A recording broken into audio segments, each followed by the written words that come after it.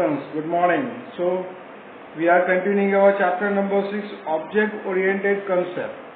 In the chapter number 6, object oriented concept, we have learned about the procedural programming and object oriented programming. Then we've seen the difference between them. Then we've seen about the objects. Then after the object is the entities of the world. It is the real things, real world objects. Then we have seen about the properties and attributes. Then the value of properties known as the state. Then we have learned about the behavior methods. Then member and feature. Then we have learned about the class. Class is a template for multiple objects with similar features. Then we've seen about some examples of the class, as for example person. They have attributes like name, city, gender, birth date, professions. Then the values given to all. Then in the last lecture we have seen about the class diagram, which is created by the OMG Object Management Group using the UML system. It means Unified Modeling Language Systems. And we have seen the system of diagram. Then see that in the top section there is a class name, the attributes in the middle section, and methods in the bottom section. Then we have seen some examples of that. Then we have seen about the 4 P's. 4 P's means the visibility, 4 P's, private, protected, public and package, their symbols. Then we have seen some examples of that. Then we have seen the syntax of the methods. So we have the examples of that. Now we are going to start our new topic, encapsulation. For any computer program, 2 core elements are data and function.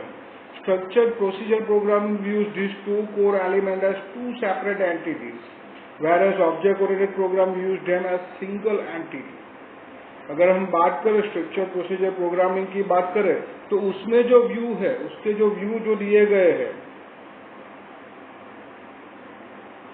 तो वो जो view दिए गए हैं वो उसमें दोनों separate है, जो डेटा है और फंक्शन है दोनों उसके लिए सेपरेट थिंग है, जबकि ऑब्जेक्ट ओरिएंटेड के अंदर ये दोनों को एक सिंगल एंटिटी के तौर पे लिया गया है. In procedure programming data can be altered by any component of the program. It is not protected from modification. Procedure programming जो हम यूज करते हैं, अब उसमें डेटा और फंक्शन दोनों अलग अलग चीजें हैं और दोनों है वो उसमें कुछ भी जो है वो अल्टर होने के यानी कि चेंज होने के चांसेस है, यानी उसमें मॉडिफिकेशन के सामने प्रोटेक्शन नहीं मिलता है आपको. In object oriented programming this problem can be solve using encapsulation. ये जो मॉडिफिकेशन के सामने जो प्रोटेक्शन मिलना चाहिए उसका जो प्रॉब्लम है उसको सॉल्व करना यानी encapsulation. Here data and the methods that manipulate data are guarded against the modification or misuse by other components of the program. This mechanism of providing protection to data and methods of program is called encapsulation. ये जो method है जिसके through उसको guard किया जाता है, जो modification के सामने जो मिसयूज हो रहा है उसके कंपोनेंट का, उसके सामने जो बचाया जाता है, जो ये जो प्रोटेक्शन प्रोवाइड किया जा रहा है जिस मैकेनिज्म से, that is known as the encapsulation.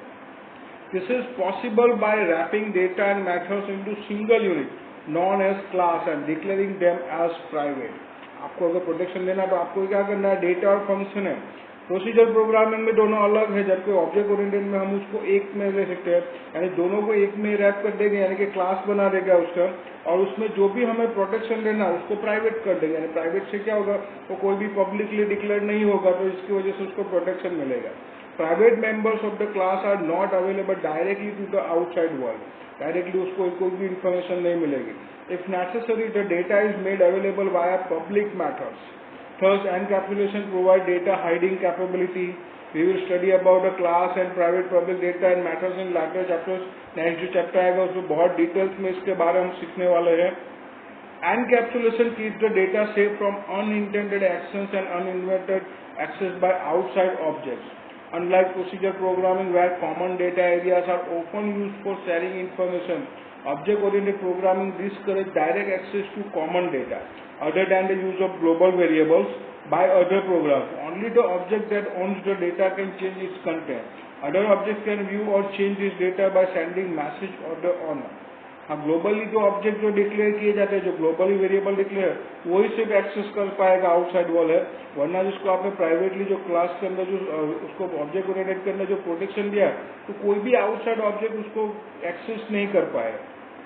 एक एग्जांपल मैं देता हूँ कि आप सॉफ्टवेयर यूज करते हैं, तो उस सॉफ्टवेयर में नॉर्मली होता क्या है कि जो कुछ फीचर्स जो आपके सामने रखे गए हैं, आप उसको यूज कर सकते हो, उसके अंदर के जो चेंजेस है वो कर सकते हो खुद भी, लेकिन क्या ऊपर का जो मेनू बार होता है या जो टूल बार होता है उसको कोई चेंज कर सकते हो? आप नहीं कर सकते हो।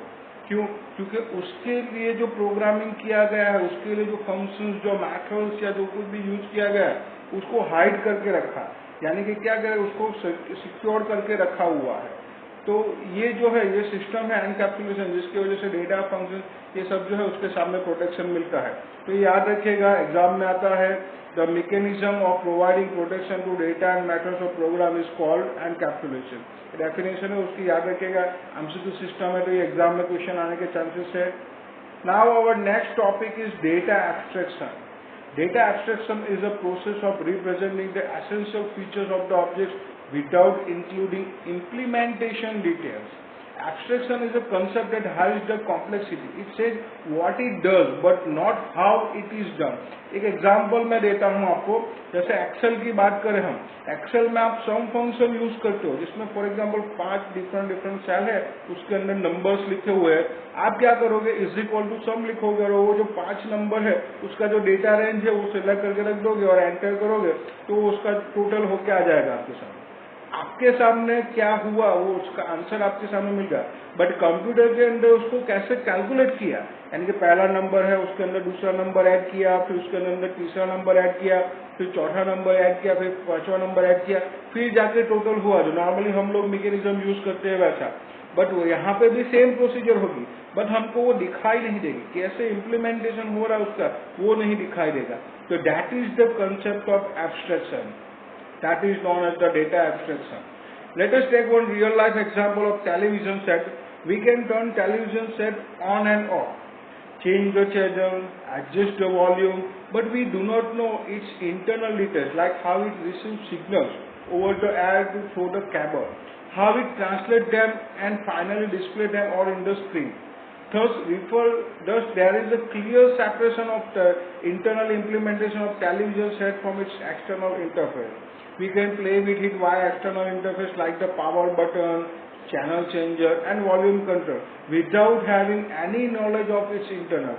उसके इंटरनल पार्ट में क्या हो रहा है, आप चैनल चेंज करो, रिमोट है आपके पास, रिमोट से आप चैनल चेंज कर रहे हो, वॉल्यूम आगे बढ़ा रहे हो, तो वो कैसे हो रहा है, आप सामने बैठे हो वहां पे टीवी से कर रहे हो, टीवी पे कैसे उसकी इफेक्ट हो रही है, क्या इंटरनली उसके अंदर इम्प्लीमेंटेशन हो रहा है, वो आपको नहीं दिखाई देगा। आपके सामने उसका आउटपुट मिल रहा है कि भाई ये वॉल्यूम इंक्रीज हुआ, वॉल्यूम डिक्रीज हुआ, you can change the channel, वो चैनल भी चेंज हो रही है, तो वो कैसे पूरी प्रोसेस हो रही है, वो रिमोट से वो एयर के थ्रू कैसे वो सिग्नल्स पास हो रहे हैं, तो वो जो इंटरनल पार्ट है वो हमको नहीं दिखाई देगा। That is the concept of data abstraction. Data abstraction thus are the technique that relies on the separation of interface and implementation. ये दोनों को सेपरेट कर देगा, इंटरफेस को और इम्प्लीमेंटेशन को. It is not a new concept in programming. Most people already practice it up to some degree, probably without realizing it. For example, we are using functions like square root 25 and printf hello world in C programming. We never thought of how they are implemented.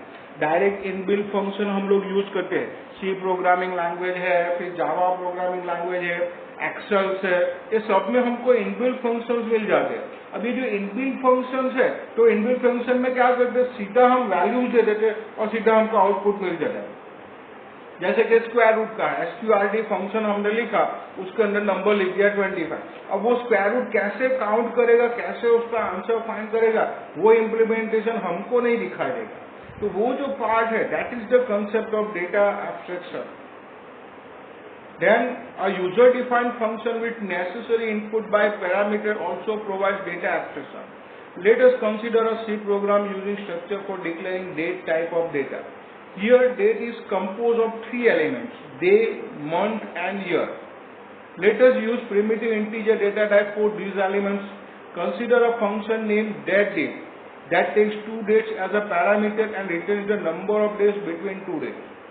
use of this function is not supposed to know how this is difference is calculated.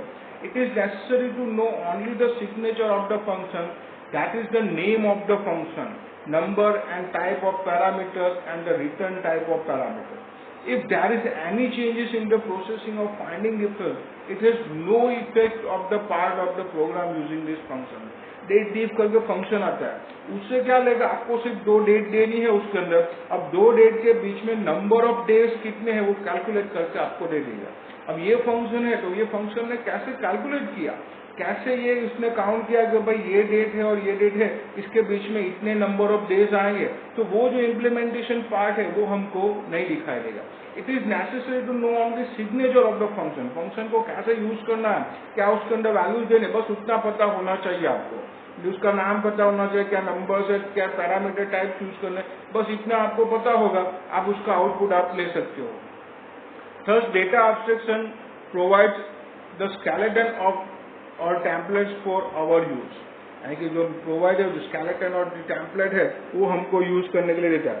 The system hides certain details of how data is stored, created and maintained. All that is visible to the rest of the world is the abstract behavior of the data type. Details of how that behavior is implemented are hidden, so that they can be changed as per need without impacting others. Abstract data type (ADT) exam में भी question आता है, याद रखिएगा। और structure in C or C++. Classes in C++, Java are example for data abstraction. In ADT, we simply define a data type and a set of operation on it.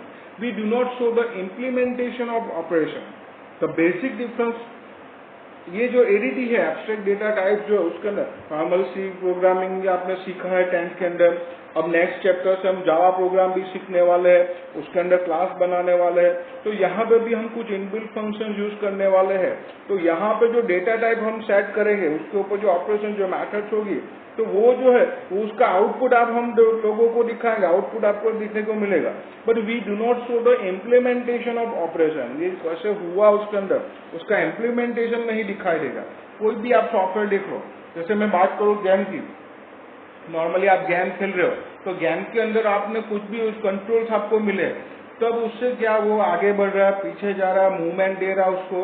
तो यहाँ पे भी जो कुछ भी हो रहा है, आपके सामने सीधी प्रोसेस हो रही है, आउटपुट है, बट उसके पीछे जो प्रोग्रामिंग है, क्या इम्प्लीमेंटेशन हो रहा है, क्या कोडिंग हो रहा है, कौन सा कोडिंग वर्क कर रहा है, क्या उसके सामने एरर्स आ रहे हैं, क्या उसके सामने प्रॉब्लम क्रिएट हो रही है, कैसे उसको सॉल्व किया जा रहा है, तो वो सब कुछ है, वो इम्प्लीमेंटेशन जो है, वो ऑपरेशन है, उसको हाइड किया जाता है, शो नहीं किया जाता है।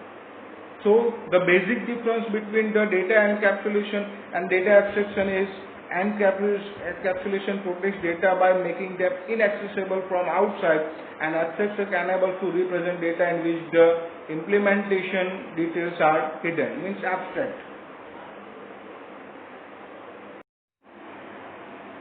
So here we are continue, यहाँ तक हम रखते हैं।